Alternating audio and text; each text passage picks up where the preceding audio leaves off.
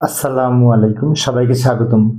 প্রিয় শিক্ষার্থী বন্ধুরা, আজকে আমি যে আইসিটি বিষয়ের সংখ্যা পদ্ধতির উপর ভিত্তি করে সিলেট বোর্ড 2025 সালে যে সৃজনশীল প্রশ্নটি এসেছিল ওই প্রশ্নটির সঠিক সমাধানের চেষ্টা করব।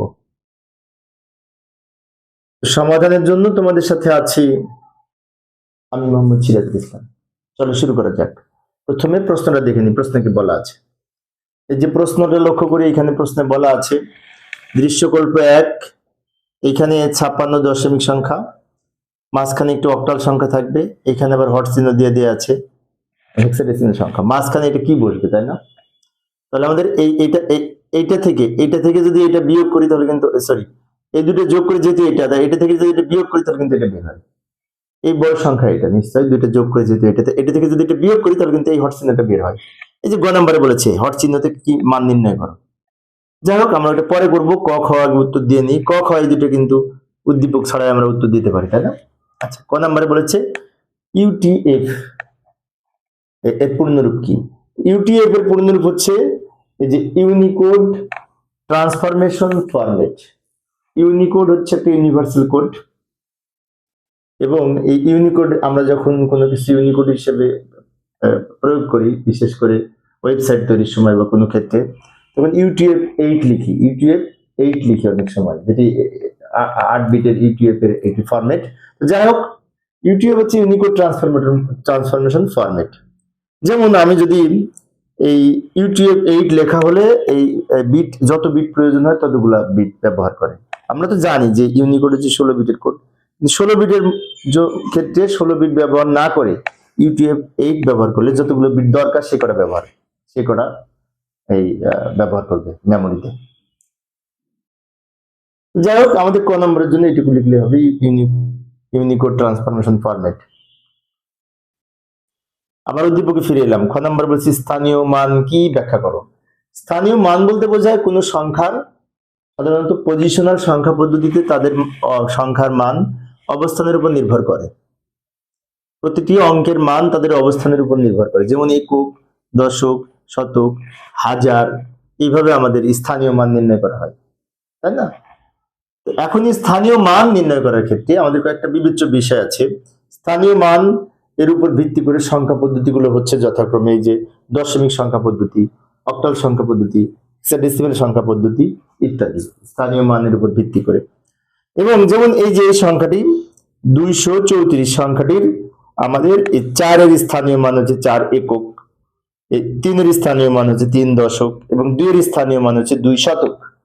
একক, দশক, শতক, এই যে এই সংখ্যাটার প্রত্যেকটা প্রতীকের এক একটা স্থানীয় মান আছে। অবস্থান যেখানে করবে এই 4 যদি এই দিকে থাকতো তাহলে 4 শতক হতো। 4 সংখ্যাটা যেখানে ব্যবহার করা হবে তার উপর ভিত্তি করে ওর মান হবে। সেজন্য বলা হচ্ছে যে স্থানীয় মান হচ্ছে কোন সংখ্যার অবস্থানের উপর ভিত্তি করে তার যে মান, এটাকে স্থানীয় মান বলে। যেমন সেটি একক স্থানে থাকলে একক, দশকে থাকলে দশক, শতকে থাকলে শতক। এটা আমরা এখানে ব্যাখ্যা দিব খ নাম্বারের উত্তর। আবার উদ্দীপকে ফিরে যাব। উদ্দীপকের গণনে বলেছে দৃশ্যকল্প 1 এর উল্লেখিত হট চিহ্নের মান কি নির্ণয় করো। দৃশ্যকল্প 1, এইটার সাথে এটা যোগ করে যদি এটা হয় তাহলে এটা নিশ্চয়ই বড় সংখ্যা, যেহেতু যোগফল। এটার সাথে এটা বিয়োগ করে কিন্তু এটি বের হবে। এটার সাথে এটা বিয়োগ করে আমরা এটা বের করবো। এটা করার জন্য যাই, সমাধান এইভাবে করবো। লক্ষ্য করি, দৃশ্যকল্প 1 আমি এখানে লিখে রাখলাম। এখন আমি যদি বা দিয়ে এই হট চিহ্নটা এদিকে নিয়ে আসি, সমানের মানে এদিকে থাকলো, আর এটা যদি ওদিকে নিয়ে যেতে চাই তাহলে এটা থেকে বিয়োগ হবে, এটা মাইনাস এটা। ভালো করে লক্ষ্য করি, এই সমীকরণটা আমি একটু চেঞ্জ করে নিলাম, রূপান্তর করে। সেটা হচ্ছে হট চিহ্নটা আমি এখানে রেখে দিলাম, আর এটাকে সমানের উপরে যদি পাঠাতে চাই তাহলে এখানে প্লাস ছিল মাইনাস হয়ে গেছে, এটা থেকে এটা বিয়োগ হবে। এখন 16 থেকে এই 56 যদি সরি বিডি থেকে যদি 56 বিয়োগ করি তাহলে কিন্তু এই হট চিহ্নের সংখ্যাটা বের হবে। কিন্তু একটা কথা আছে, কথাটা হচ্ছে এটা 16 ভিত্তিক সংখ্যা, এটা 10 ভিত্তিক সংখ্যা। হেক্সাডেসিমাল থেকে এই দশমিক বিয়োগ করা যাবে না। আমরা একটা কাজ করে নিতে পারি, এটাকে দশমিকে রূপান্তর করতে পারি, তাহলে দশমিক দশমিক বিয়োগ করা সহজ হবে, তাই না? আচ্ছা, যাই দশমিক করি। এই যে বিডি সংখ্যাটির দশমিক মান নির্ণয়। আমরা জানি যে বি এর মান 11, ডি এর মান 13, এগুলো তো আমরা জানি। বি এর মান 11, ডি এর মান 13। এই ক্ষেত্রে আমরা বি এর মানে 11-কে 16 দ্বারা গুণ করব। বি এর মানে 11 লিখে এটাকে 16 দ্বারা গুণ করব, যোগ ডি এর মান 13 লিখবো, 13 লিখে ওইটাকে আবার 16 দ্বারা গুণ করব। অর্থাৎ প্রত্যেকটা সংখ্যাকে 16 দ্বারা গুণ করলাম, এর উপরে পাওয়ার হিসেবে 0 এখানে 1 লিখলাম। এবার সরল করব। 16-কে পাওয়ার 1 করে 16, তাকে 11 দিয়ে গুণ করলে 176 হবে, যোগ 16-কে পাওয়ার 0 করে 1, তাকে 13 দিয়ে গুণ করলে 13 হবে, 176 আর 13 যোগ করে হবে 189। এই সংখ্যাটি হচ্ছে এই দশমিক সংখ্যা। এখন এটার মান দশমিক পেলাম, আর এটা তো দশমিক আছে। এখন আমরা এটা থেকে যদি এটা বিয়োগ করি, তাহলে এইটা থেকে এখন এইটা বিয়োগ করবো, কারণ এটার মান আমি এটা বের করলাম। সুতরাং আমরা নিচে লিখতে পারি হর চিহ্ন সমান এইটা, এই যে এইটা মাইনাস এইটা। অর্থাৎ ভালো করে লক্ষ্য করি, এইটার মান বের করে দিলাম, যেটা এটা পেলাম, আর এটা তো ছিলই। এখন কিন্তু দুইটাই দশমিক, তাই এটা থেকে এটা সহজে বিয়োগ করতে পারবো। বিয়োগ করলে আমরা এটা পাবো, বিয়োগ করলে আমরা পাবো, এটা থেকে এটা বিয়োগ করে এটা পাবো। তাহলে এদিকে আবার হর চিহ্নতে অক্টাল বলেছে, এখানে আবার দশমিক পেলাম, তাই না? তার মানে এই হর চিহ্নতে এই সংখ্যাটি বসবে। কিন্তু একটা কথা আছে, এই সংখ্যাটি তো ডেসিমেল, এই ডেসিমেলকে আবার অক্টালে রূপান্তর করলে এখানকার মানটা পাবো, কারণ এখানে হর চিহ্নতে অক্টাল দেওয়া আছে। যাই সমাধানের চেষ্টা করি। এই যে 133-এর অক্টাল নির্ণয়, 133 পেলাম না, কত পেলাম দেখি তো? হ্যাঁ 133 পেলাম। 133-এর অক্টাল নির্ণয় করব। 133-কে অক্টাল নির্ণয় করতে হলে এটাকে 8 দিয়ে ভাগ করব। এখানে 8 দিয়ে ভাগ করে নিলাম, আমি একটু রাফ করে নিলাম। 8 দিয়ে ভাগ করলে ভাগফল পেলাম 16, ভাগশেষ পেয়েছি 5। তো নিয়ম অনুযায়ী এই ভাগফল 16 আমরা প্রথমে লিখব, ভাগশেষ 5 শেষে লিখব। এবার এই 16-কে আবার 8 দ্বারা ভাগ করলে ভাগফল 2 প্রথমে লিখব, এই যে ভাগ করে নিলাম, ভাগফল 2 প্রথমে লিখব, ভাগশেষ 0 শেষে লিখব। এই 2-কে আবার 8 দ্বারা ভাগ করা যায় না, তখন এখানে 0 লিখব, আর এই 2 এখানে লিখব। এবার নিচ থেকে উপরের দিকে যদি সাজিয়ে লিখি, তাহলে উত্তর হবে 205। 205 যেটি অক্টাল সংখ্যা, অর্থাৎ ওই হর চিহ্নতে এই অক্টাল সংখ্যাটি বসবে। 205 উত্তর।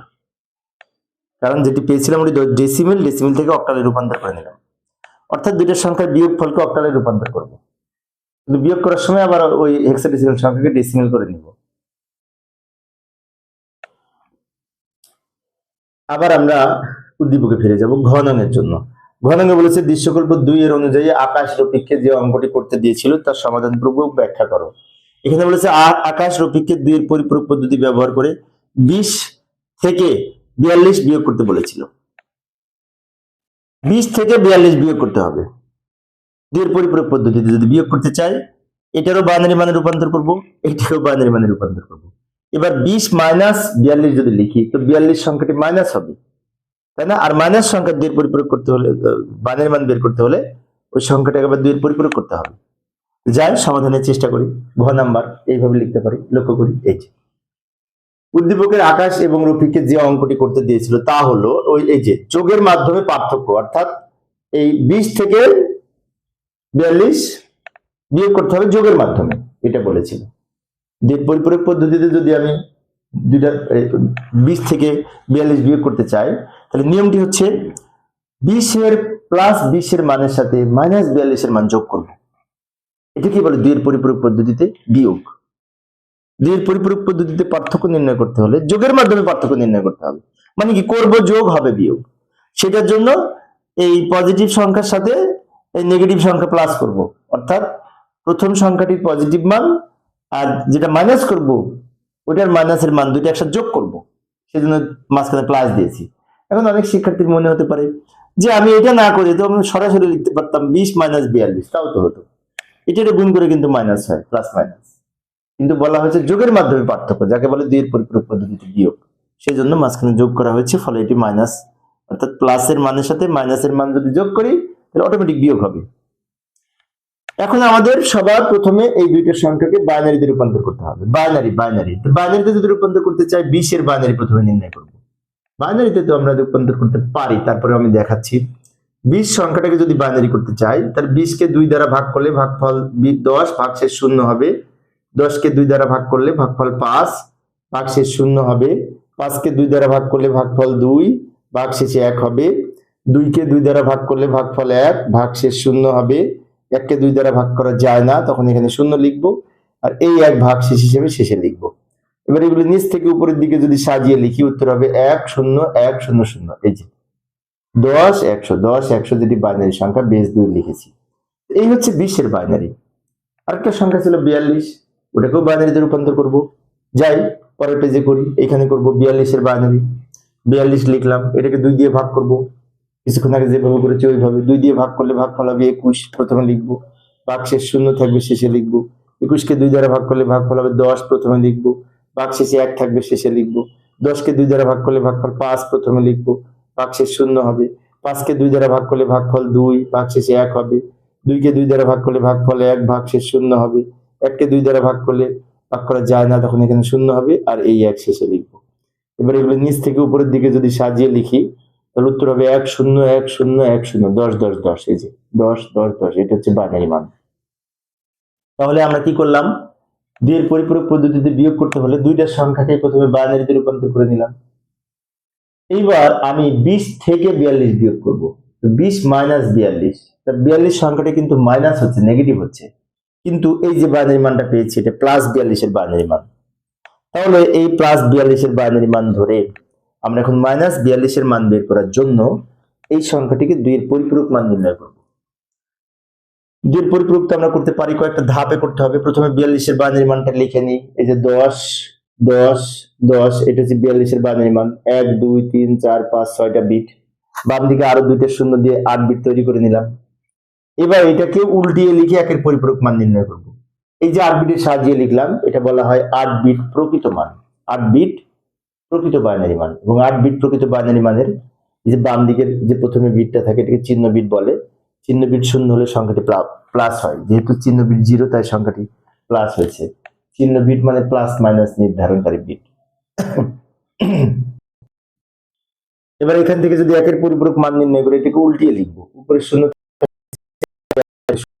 শূন্য থাকলে 1, 1 থাকলে 0, 0 থাকলে 1, 1 থাকলে 0, 0 থাকলে 1। এই যে মানটি পেলাম এটি হচ্ছে একের পরিপূরক বাইনারি মান। এটির সাথে এবারে 1 যোগ করব। অ্যাকচুয়ালি 2 এর পরিপূরক মান হচ্ছে 2 এর পরিপূরক মান হচ্ছে একের পরিপূরকের সাথে 1 যোগ করলে যে মান পাওয়া যায় তাকে 2 এর পরিপূরক মান বলে। এখন যোগ করি, এই যোগ কিন্তু বাইনারি যোগ। তো বাইনারি যোগের ক্ষেত্রে 1 আর 1 যোগ করে 2। 2 ভিত্তিক সংখ্যায় যোগফল যদি 2 হয়, 2 থেকে 2 বিয়োগ করে এখানে 0 বসবে, হাতে থাকবে 1। আবার বলছি, 2 ভিত্তিক সংখ্যার যোগফল যদি 2 হয়, 2 এর 0 বসে হাতে থাকে 1, হাতের আকারে এই 0 যোগ করে 1। এবার এই 1 নিচে নামিয়ে দিলাম, এই 0 নামিয়ে দিলাম, এই 1 নামিয়ে দিলাম, 0 নামালাম, এই 1 নামিয়ে দিলাম। এটা হচ্ছে আমাদের এই 2 পরিপূরক মান এবং মাইনাস 42 এর মান। অনেক শিক্ষার্থীর মনে হতে পারে মাইনাস হলো কেন, তাই না?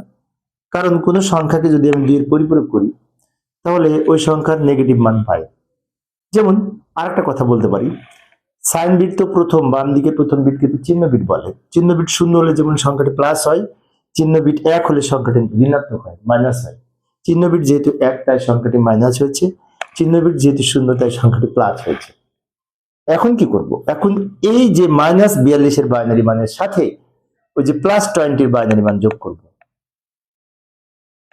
এখন অনেক শিক্ষার্থীর মনে হতে পারে পার্থক্য নির্ণয় করার সময় আমরা তো অনেক সময় এই যে 20 এর বাইনারি মানটা এখানে লিখে নিলাম, আমি দ্রুত লিখলাম, 8 বিটে সাজিয়ে লিখলাম সময় সেভ করার জন্য। এই বাইনারি মানে 5 বিট ছিল, সামনে 3টা শূন্য নিয়েছি। আর এরপরে মাইনাস 42 এর বাইনারি মান কিছুক্ষণ আগে যেটি বের করলাম সেটা লিখবো।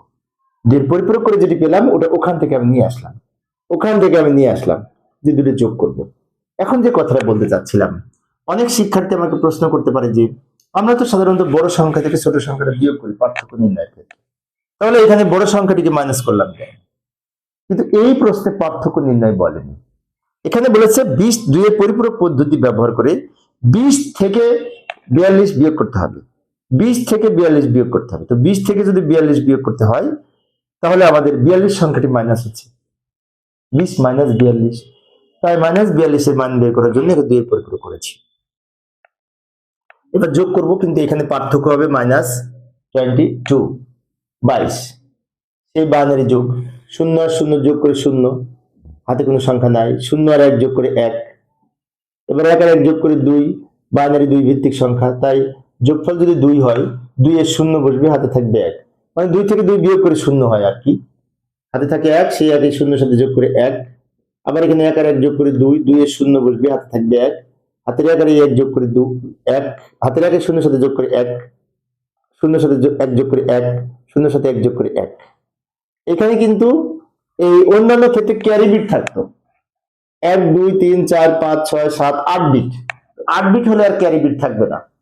যখন যদি এখানে আর একটা বিট হয়ে যেত 9 বিট, তখন বাম দিকে ক্যারি বিট থাকতো, কিন্তু এই অঙ্কে কিন্তু ক্যারি বিট পাওয়া যায় না। তা কিছুদিন আগে একটা শিক্ষার্থী আমাকে প্রশ্ন করেছিল যে আমাদের দুইয়ের পরিপূরক পদ্ধতি যদি পার্থক্য নির্ণয় করি অথবা বিয়োগ করি, সবসময় কি ক্যারি বিট থাকবে? না, ক্যারি বিট যদি আমাদের কোনো সংখ্যার বিশেষ করে এরকম নেগেটিভ মান প্রকাশ করে, তাহলে সেই ক্ষেত্রে সাধারণত ক্যারি বিট থাকার সম্ভাবনা কম, দেখবে হয়তো থাকবে না। যাই হোক, এখন এটা হচ্ছে -22 এর বাইনারি মান, বিয়োগ করে পেলাম, এটাই উত্তর। এবং এখানে চিহ্ন বিটটা কিন্তু 1, তাই সংখ্যাটি মাইনাস হচ্ছে। এই কথাটা আমাকে লাস্টে লিখে দিতে পারি, পার্থক্য এই সংখ্যাটি। এক্ষেত্রে চিহ্ন বিট যেহেতু 1, তাই সংখ্যাটি এই মাইনাস, কথাটা ব্যাখ্যা দিলাম এখানে। প্রিয় শিক্ষার্থী বন্ধুরা, এই ছিল একটা অঙ্ক। কোন বোর্ড যেন এটি? সিলেট বোর্ড না কোন বোর্ড যেন সমাধান করলাম, তাই না? সিলেট বোর্ড। আচ্ছা, এর পরের অঙ্ক কি করবো একটু দেখি। যশোর বোর্ড 2025 সালের প্রশ্নের সমাধান করব। পরের ক্লাসে দেখার আমন্ত্রণ।